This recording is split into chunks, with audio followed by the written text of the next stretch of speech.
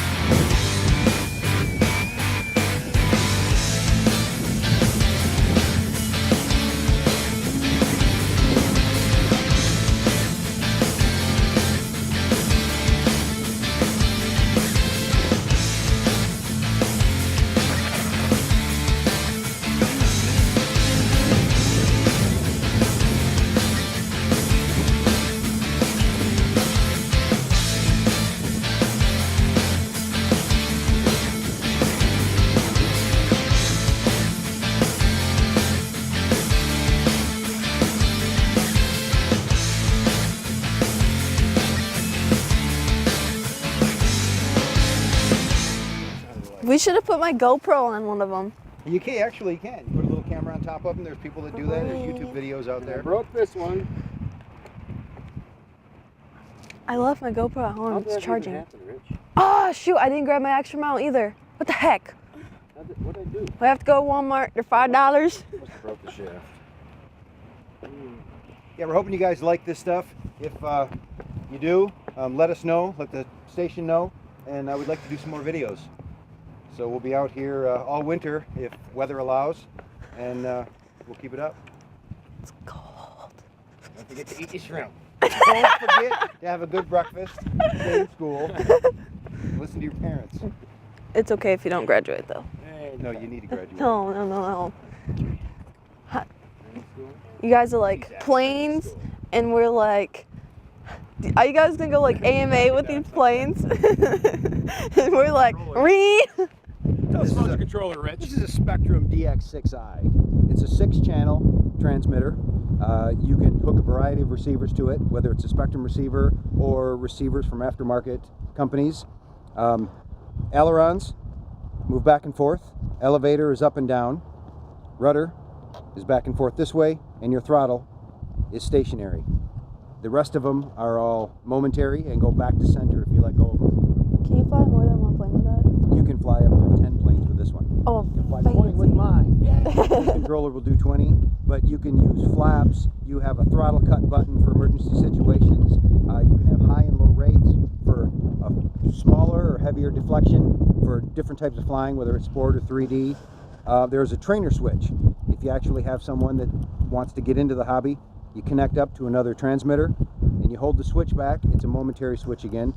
They're flying. The minute you let go of it, you've got control again and get them out of trouble. Now, is that an FM transmitter, Rich? No, this is actually a 2.4 gigahertz Awesome. What's a transmitter, Joe. 2.4 gigahertz? 2.4 gigahertz spread spectrum technology actually helps keep you away from all those disturbing interruptions in your signal. FM, now you know 72 megahertz is for air, 75 megahertz is for ground. Awesome. 2.4 gigahertz not only runs a lot of our Bluetooth and our phones in our homes, but they've also dedicated some of the channels to us.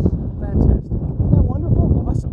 And you're less likely to be hit, as we call it, in the air by a disturbing frequency interruption with these radios than you are with an FM transmitter. Let's see if we can control Katie here. Oh, yeah. Look at that.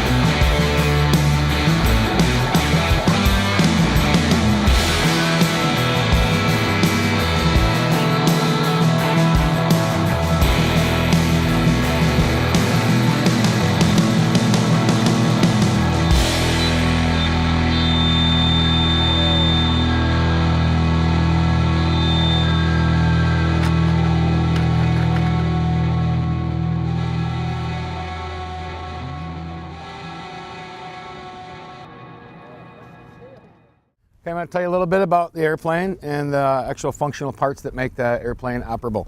Here is the ailerons. This is your roll axis, left and right. Rudder, your yaw axis, left and right, and up and down with your elevator. A bunch of different types of airplanes. Basically, these models are geared towards like a 3D type flying and aerobatic type flying, which is a closer up personal in your face kind of airplane situation. They're really light, really high power for their weight.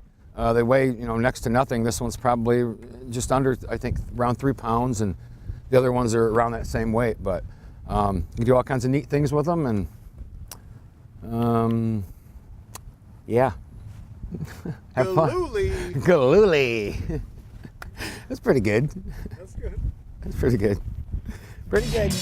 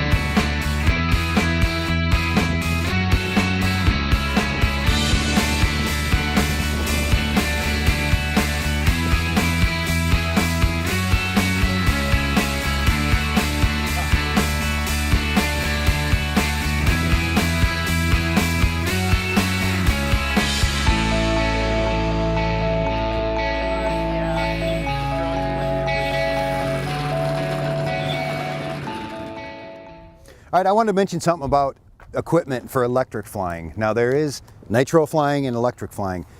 Something with electric flying that is a necessity for every one of you out there is a watt meter. When you're flying an electric plane, you have a motor rated for a certain amperage. You have batteries anywhere from 800 milliamps up to 5,500 milliamps.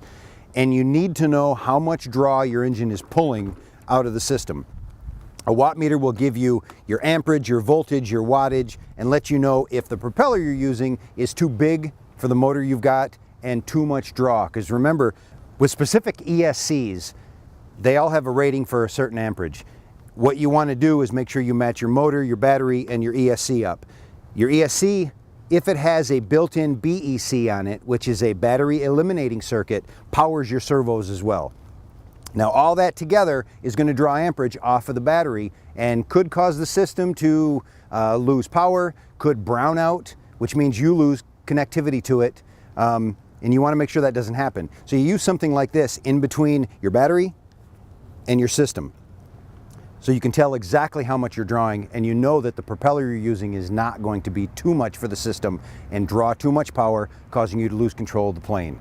So keep in mind, this is a JT Power 130 amp watt meter, and they're about $25, $26. Something to have.